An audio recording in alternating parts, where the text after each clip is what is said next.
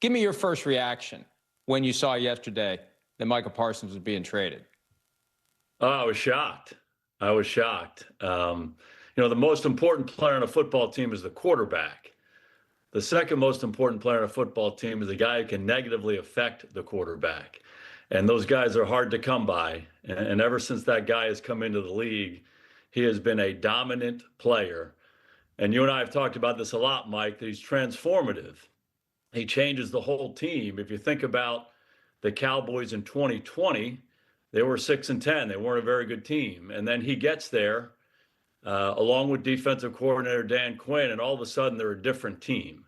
And if you look at all those interceptions that their DBs were making, Bland and Diggs, and intercepting them and running back for touchdowns and he and ha. Look what's going on around the quarterback on those throws. Micah Parsons is the guy causing all the problems.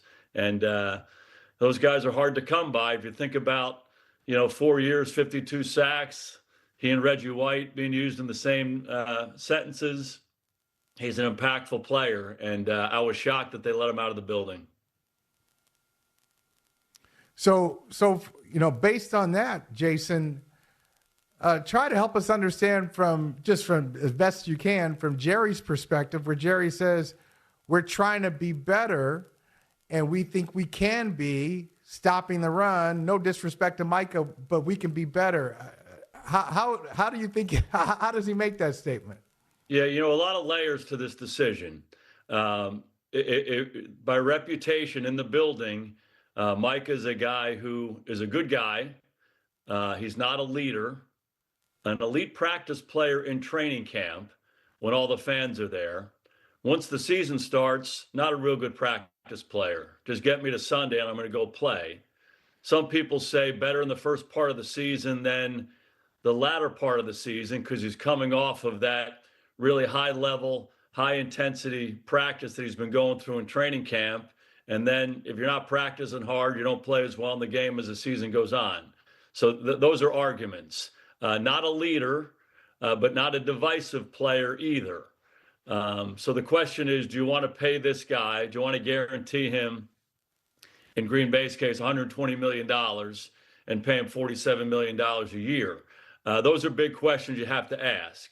If that same player was your quarterback and he had those qualities, you would have real concern about it. But again, defensive linemen, hard to come by. Guys who can sack the quarterback, hard to come by. I think they don't have to be the poster child for your program.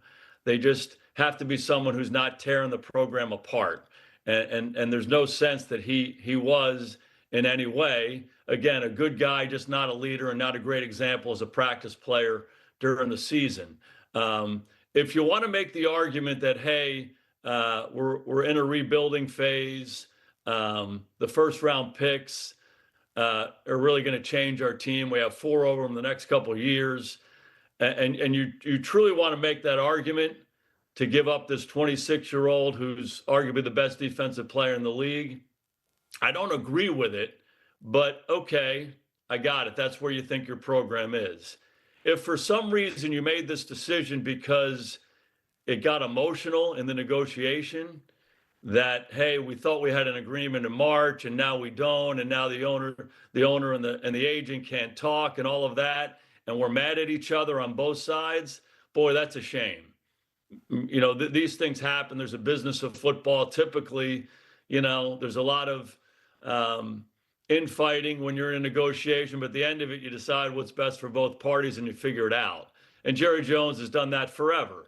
But if they got emotional and mad at each other on both sides, shame on both of them, because, Micah Parsons, playing in Dallas for a long, long time, would go down as one of the best players the franchise has ever had. So again, a lot of layers to it. It's a decision that I don't agree with.